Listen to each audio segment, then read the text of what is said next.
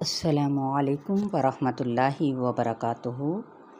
پارہ 16 سورہ طٰہٰ اور آیت نمبر ہے 90 سے۔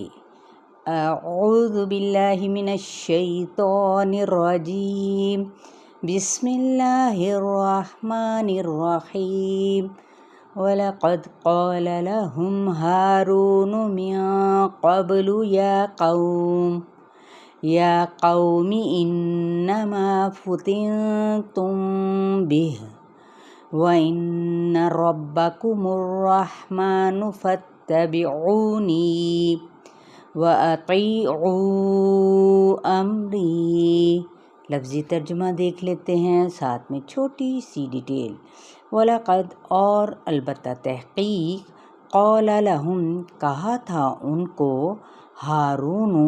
ہارون علیہ السلام نے، من سے، قبل اس سے پہلے، یا قومی اے میری قوم، انما بے شک، فتنتم فاتانون آزمائش میں ڈالے گئے تم، بھی اس کے ذریعے۔ آزمائش کیا تھی؟ بچھڑے کی پوجا، یہ فتنہ ہے۔ وَإِنَّ اور بے شک، ربکم رب تمہارا، الرحمن رحمان ہے، فاتبعونی پس پیروی کرو میری، واطیعوا اور اطاعت کرو، امری میرے حکم کی۔ آزمائش کس کے ذریعے کی گئی تھی؟ بچھڑے کے ذریعے۔ تو یاد رہے کہ ہارون علیہ السلام قوم کے ساتھ تھے اور موسیٰ علیہ السلام چلے گئے تھے، کیونکہ بنیادی طور پر تو موسیٰ علیہ السلام کو نبی بنایا گیا تھا۔ ہارون علیہ السلام ایک مددگار نبی کی حیثیت کے جیسے تھے۔ قالوا لن نبرح علیہ عاکفین حتی یرجع الینا موسیٰ۔ قالوا انہوں نے کہا، لن نبرح بارح ہرگز نہ ٹلیں گے، علیہ اس پر، عاکفین عین کا فا جم کر رہنے والے، حتی یہاں تک کہ، یرجع کہ لوٹ آئے، الینا ہماری طرف، موسیٰ حضرت موسیٰ علیہ السلام، یعنی موسیٰ علیہ السلام ایک ہی بچڑے کی عبادت کریں گے۔ قال یا ہارون ما منعک اذ رأیتہم ضلوا۔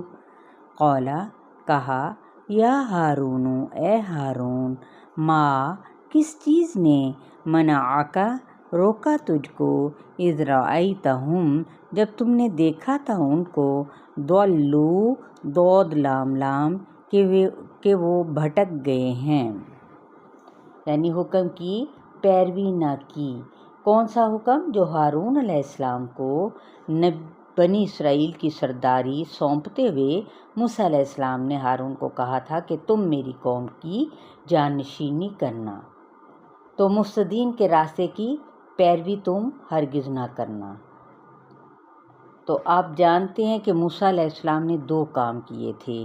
نمبر 1 فرعون کے مقابلے میں دین کی دعوت، نمبر 2 بنی اسرائیل کے سلسلے میں دین کے تحفظ کا، یعنی خارجی بھی اور داخلی اصلاح بھی۔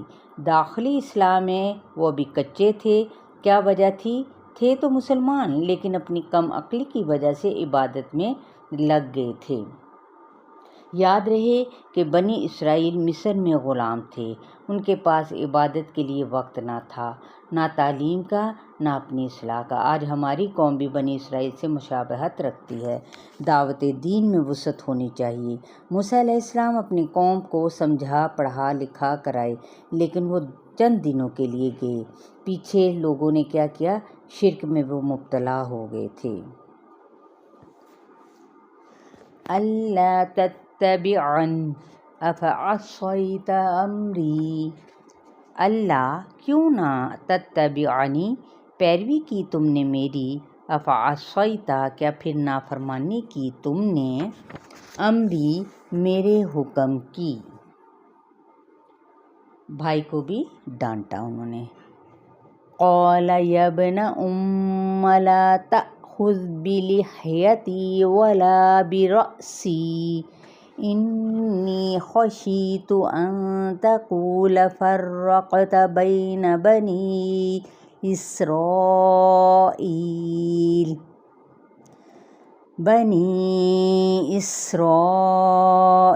ولم يرقب قولی.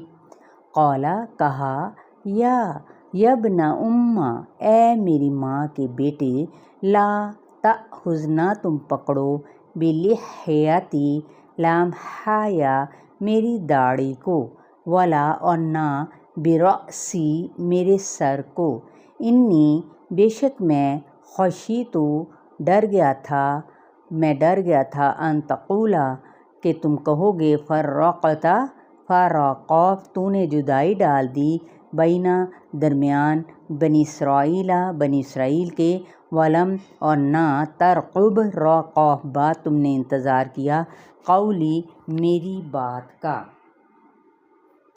اب دیکھیں بہت معنی والی آیت ہے. یعنی کیا ہے کہ کہتے ہیں کہ موسیٰ علیہ السلام نے زبانی غضب کا صرف مظاہرہ نہیں کیا بلکہ بال بھی کھینچنے شروع کیے.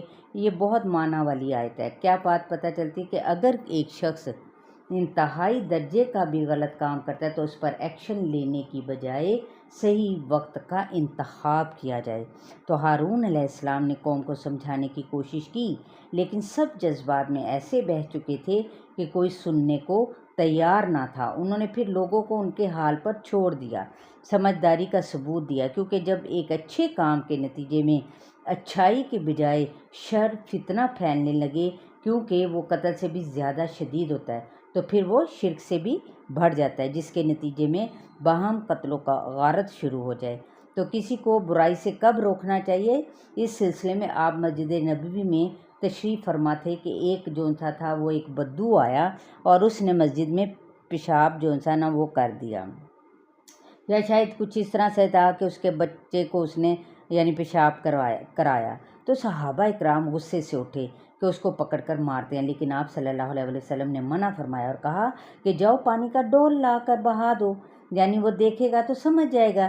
یہ بھی ایک سمجھانے کا کیا تھا، ایک طریقہ تھا کہ آپ صلی اللہ علیہ وسلم نے صحابہ کو کیوں روکا؟ اس لیے کہ اگر وہ اس حال میں اس کے پیچھے بھاگتے تو نتیجے میں مسجد گندی ہو جاتی اور وہ اور ڈر جاتا، یعنی وہ پیشاب جو سا اس کا بہتے بہتے وہ بھاگتا بچا تو وہ بہتے بہتے پوری مسجد ہی گندی ہو جاتی اور وہ ڈر جاتا کہ اسلام میں اس کا آنا بھی محال ہو جاتا.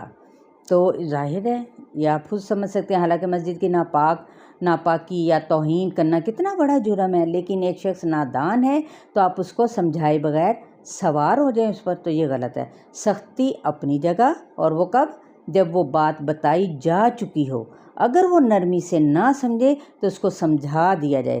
گروہ بنانے سے بھی کیا ہوتا ہے، معاشرے میں بد امنی پھیلتی ہے. کلمہ کیا ہے، ترقب فولا.